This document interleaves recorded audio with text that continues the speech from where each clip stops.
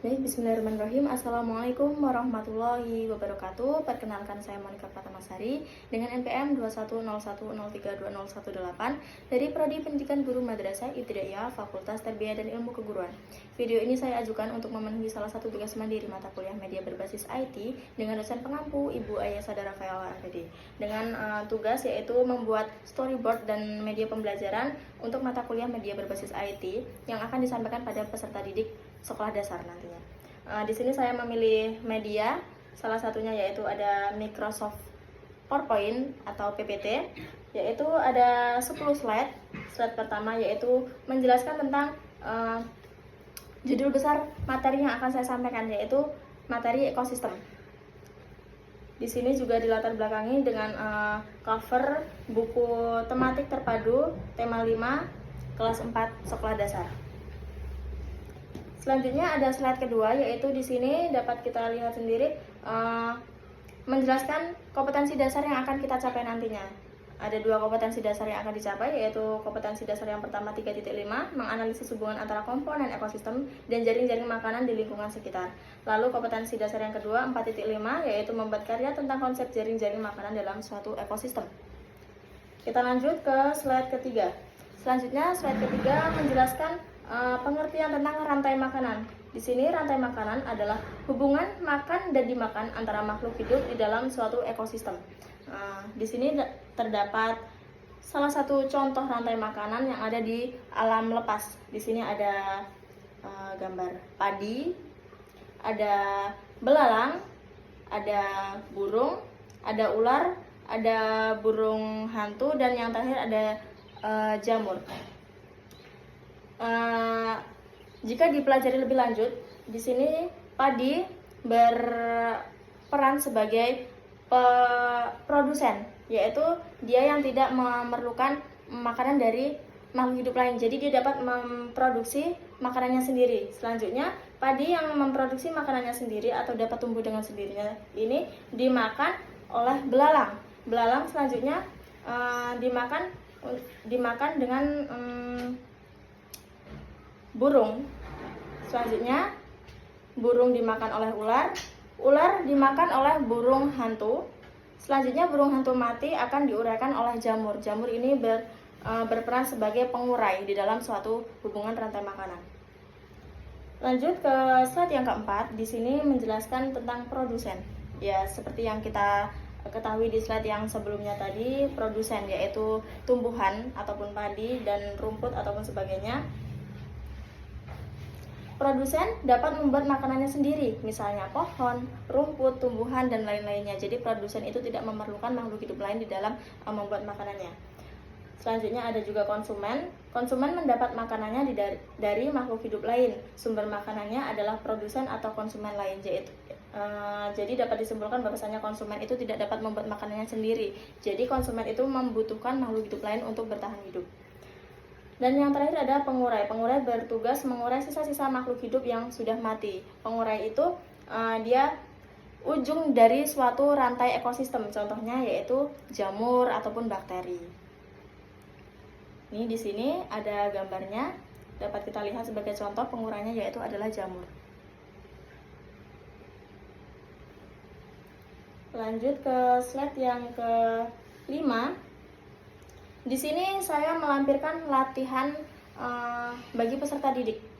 Perhatikan rantai makanan di samping. Jelaskan peran setiap makhluk hidup di dalam rantai makanan tersebut. Jadi di sini saya melampirkan bahwasanya ada hubungan rantai makanan, makan dan dimakan di dalam suatu ekosistem laut. Di sini ada rumput laut, ada udang atau makhluk hidup laut kecil, ada ikan yang lebih kecil, ikan yang berukuran sedang, dan ada ikan yang berukuran lebih besar. Di sini sebagai konsumen tingkat tinggi. Jadi nantinya anak-anak akan diminta untuk menjelaskan hubungan di dalam rantai ekosistem laut tersebut. Kita lanjut ke slide yang ke-6. Di sini saya melampirkan contoh pola interaksi di dalam ekosistem, yaitu kompetisi, predasi, dan simbiosis. Kompetisi yaitu persaingan antara dua makhluk hidup atau lebih sejenis makhluk hidup untuk mendapatkan sumber daya alam yang terbatas. Jadi makhluk hidup di alam liar itu berkompetisi, dia tuh bersaing untuk mendapatkan sumber daya alam atau mendapatkan sumber bagi kehidupannya nanti ke depannya. Seperti di sini. Di sini saya melampirkan ada gambar rusa yang sedang bertarung. Biasanya makhluk hidup di alam liar itu dia berkompetisi, bertarung untuk memperebutkan sesuatu yang emang mereka dibutuhkan, seperti itu. Yang selanjutnya ada predasi, yaitu hubungan antara pemangsa dan mangsa. Jadi yang dinamakan ekosistem itu ada yang namanya predator ataupun pemangsa dan yang menjadi korban predator tersebut. Jadi ada yang memangsa dan juga ada yang dimangsa. Selanjutnya yang ketujuh,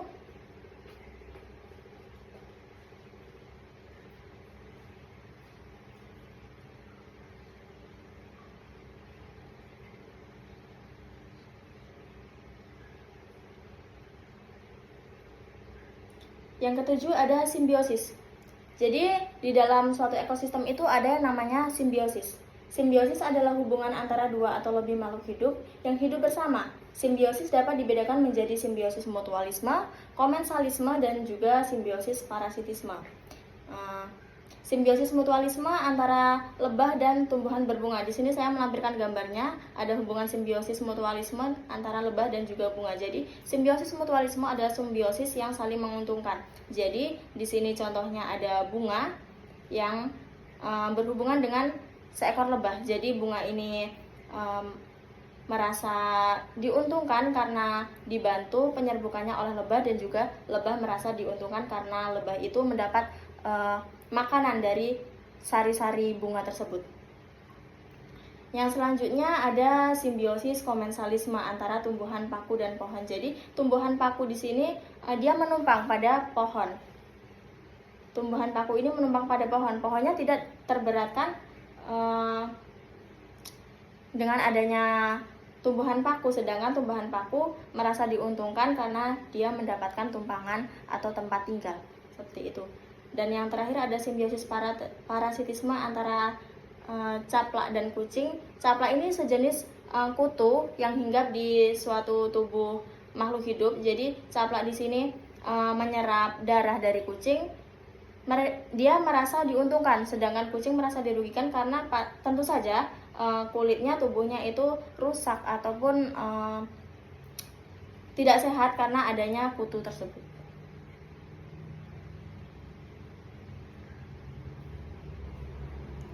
Lanjut lagi ke slide yang ke-8. Di sini ada pengertian simbiosis. Seperti yang saya sampaikan tadi, ada simbiosis mutualisme terjadi jika dua pihak yang terlibat saling menguntungkan. Di sini ada contohnya bunga dengan burung emprit, ada kerbau dengan burung jalak.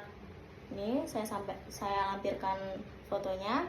Dan juga ada simbiosis komensalisme terjadi ketika salah satu pihak yang terlibat diuntungkan, sedangkan pihak yang lain tidak diuntungkan ataupun dirugikan. Misalnya hubungan ikan hiu, ikan remora, serta hubungan anggrek dan pohon besar. Selanjutnya, ada simbiosis parasitisme terjadi jika suatu pihak diuntungkan dan pihak yang lain dirugikan. Misalnya hubungan tali putri dengan tumbuhan teh-tehan, hubungan nyamuk dan manusia, serta hubungan bunga rafflesia dengan tumbuhan inang. Kita ambil salah satu contohnya, yaitu nyamuk dengan manusia, ataupun tidak hanya dengan manusia, bisa dengan makhluk hidup yang lainnya. Misalnya nyamuk ini hinggap ke tubuh makhluk hidup. Tentu saja nyamuk ini merasa diuntungkan karena dia dapat mendapatkan darah sebagai sumber makanannya. Tapi makhluk hidup yang dihisap darahnya tentu saja sangat dirugikan karena nyamuk, seperti yang kita ketahui, dia menyebarkan penyakit dan menimbulkan rasa tidak nyaman kepada makhluk hidup yang dia tumpanginya. Kita lanjut ke slide yang terakhir. Di sini saya menutup dengan memberikan animasi gambar seorang guru yang menjelaskan. Saya memberikan motivasi kepada peserta didik untuk selamat belajar dan tetap semangat di dalam belajar. Tertanda di sini saya Monika Pratamasari. Terima kasih. Saya akhiri. Wassalamualaikum warahmatullahi wabarakatuh.